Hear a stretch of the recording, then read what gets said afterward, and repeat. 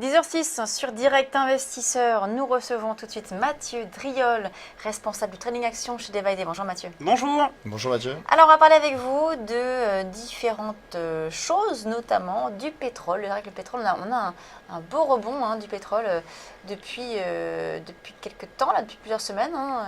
On est remonté des niveaux quand même. Voilà, on a atteint les points bas, on a l'impression, et là on est revenu à des points un petit peu hauts. J'ai essayé de me. Est-ce que ça va poursuivre? J'ai essayé de me concentrer en fait sur des choses qui donnent ou qui ont donné des signaux clairs, parce que sur les indices c'est pas d'une clarté biblique en ce moment. Si on regarde le S&P, on voit ici la formation de quelque chose qui est quand même à la base plutôt baissier. Vous faites un nouveau sommet avec une mèche, vous avalez la bougie, donc ça c'est un élément, on se dit voilà, ça faut plutôt le vendre. Et puis quand on regarde hier la bougie du CAC, on se dit oh là, mèche là à la baisse, une bougie blanche avec une clôture au plus haut, ça faut plutôt l'acheter. Alors quand il y en a un qui est à l'achat, l'autre qui est à la vente, généralement c'est que ça se passera pas comme ça. Donc ça rend en fait compliqué tout trading un peu directionnel. Sachant que ce matin, la hausse n'a pas été confirmée sur les indices européens. Oui, mais pour l'instant, sur le CAC, vous n'avez pas de signal baissier en soi, quoi. Oui. Et puis le problème, c'est que vous pouvez perdre encore au moins 100 points sans que la configuration change. Et ça pour moi, c'est quelque chose qui est toujours un peu problématique, parce que lorsque vous avez des US à la vente, Europe à l'achat ou l'inverse, vous savez jamais lequel va rattraper en fait. Et ça c'est embêtant. Donc je me suis concentré, j'ai regardé le pétrole qui, comme vous l'aviez dit, vraiment maintenant essaye de se retourner. On est à proximité ici donc d'une ancienne zone de résistance aux alentours des 64-80 pour le Brent crude. On est sorti par le haut d'un flag, on fait une petite consolidation, mais en tout cas pour l'instant je n'ai aucun signe de retournement ou aucun signe de faiblesse sur Donc ce on secteur. pourrait continuer la hausse. Tout à fait, en tout cas c'est quelque chose qui moi d'un point de vue sectoriel me paraît assez clair.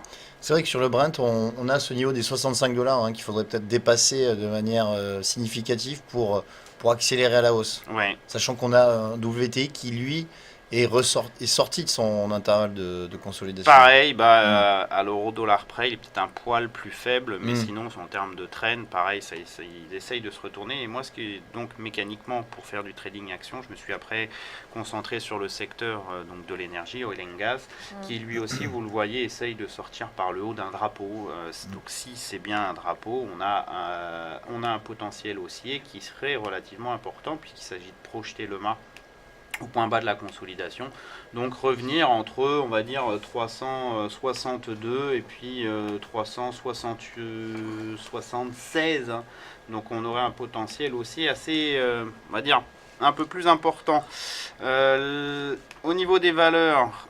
Donc toujours dans le secteur pétrolier. Bien sûr, mécaniquement... On a vu que Total a publié ses résultats ce matin. Oui, Total est en progression. Plutôt bien accueilli d'ailleurs.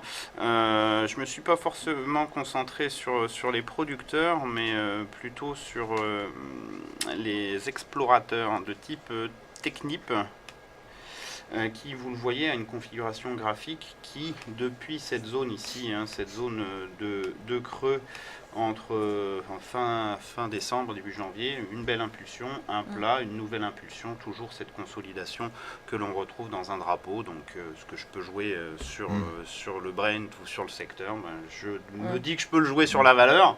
Donc il faut essayer de... Donc là, quel serait vos niveaux d'intervention? On va essayer soit, grosso modo, on reste dans ce flag et puis on peut consolider un peu et il faut essayer de payer au plus près de 62,20. Soit on attend la sortie du flag au-dessus de 65 pour essayer de prendre vraiment l'accélération, l'accélération haussière et l'impulsion. Et Antoine parlait de Total, c'est également la même configuration?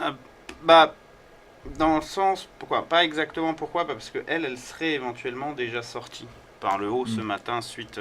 Donc c'est trop tard? Pas forcément. Pas forcément. Après, pourquoi ça serait pas trop tard? C'est-à-dire que si on considère ici donc le gap haussier de ce matin comme étant un gap d'impulsion, deux choses l'une. Déjà, derrière un gap comme ça, ce dont on a besoin, c'est une belle bougie blanche, voilà, et non pas pour l'instant un petit doji qui nous ressemble à pas grand-chose. Puis surtout, on ne doit pas combler le gap.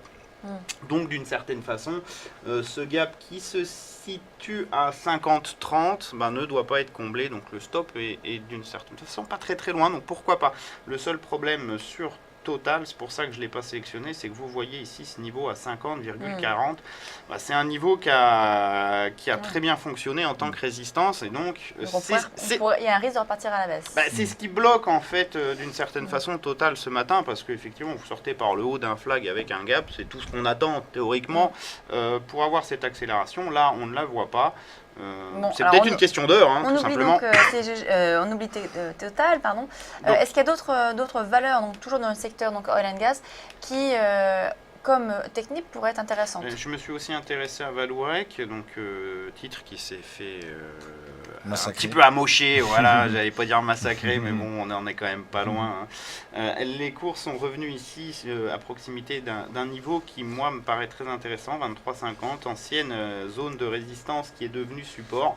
Si on revenait sur ce point, pour moi, ça serait éventuellement un point d'intervention assez intéressant, avec un stop sous 22,50 et puis un potentiel de reprise au moins jusqu'à 28,40. Donc on a quand même pas mal d'upside. Et j'ai un troisième titre qui m'intéresse pas mal. Là, c'est un producteur. Il s'agit de Morel et Prom. Morel et Prom, alors vous le voyez donc excusez-moi, sur le graphique. L'évolution des cours est actuellement bloquée par une résistance majeure à 8,50, précédent support ici devenu résistance en février. Puis on voit surtout en ce moment que l'on martèle vraiment ce niveau, et on martèle ce niveau pas n'importe comment, on construit une figure en triangle. Là, ce qu'on voit justement sur les différentes configurations graphiques des valeurs pétrolières, c'est qu'on est sous des résistances majeures, que ce soit sur Technip, Total ou Morel et Prom. Est-ce que selon vous, si on dépasse ces résistances majeures, ça peut libérer un potentiel important? Oui, c'est pour ça que le secteur m'intéresse aussi, parce qu'effectivement le franchissement de ces niveaux doit mener à une belle accélération des cours, alors que les stops au final ne sont pas si loin que ça. Vous regardez par exemple sur Morel, si on joue ici cette configuration en triangle, donc deux façons, soit on essaye de piquer le bas du triangle aux alentours de 8,24, soit on achète le franchissement de la borne haute au-dessus de 8,50, mais dans tous les cas, tant qu'on reste au-dessus de 8, donc un stop qui n'est pas forcément très éloigné, on a un upside important, parce qu'ici, le mât précédent le triangle, vous le voyez, c'est l'ensemble du mouvement haussier. Donc si je projette ici ce mât, vous voyez, l'upside, c'est de revenir aux alentours des 9,80. Donc ça libérerait, effectivement, comme vous venez de le dire, un potentiel de hausse appréciable. Et puis en ces périodes un petit peu compliqué niveau indice, on se dit que tiens, pourquoi pas effectivement jouer cette thématique plutôt. Alors autre thématique justement en dehors du pétrole, il y a aussi les bancaires notamment allemandes. Voilà, alors là on est à l'inverse complètement. Le secteur bancaire avait lui donc pas mal progressé. Si on regarde ici son comportement graphique, vous voyez, ça a été quand même une très belle hausse. Et hier, on a fait ici donc cette belle bougie blanche, mais qui n'est pas du tout confirmée. Sauf que si on regarde après plus en détail sur les valeurs, notamment du DAX, il y a des belles déroutes, dans le sens où j'ai eu un mouvement haussier, un test d'une résistance majeure, une impulsion baissière, une reprise, et puis derrière, on voit ici, par exemple, ce matin sur la Commerz, une ouverture très très faible, -4. On voit sur la Deutsche Bank, pareil, ce même type de mouvement, c'est-à-dire une impulsion, une petite zone de distribution, puis derrière une impulsion baissière, une reprise faible, et puis une nouvelle impulsion baissière qui devrait se poursuivre. Alors le problème ici, c'est le point d'intervention.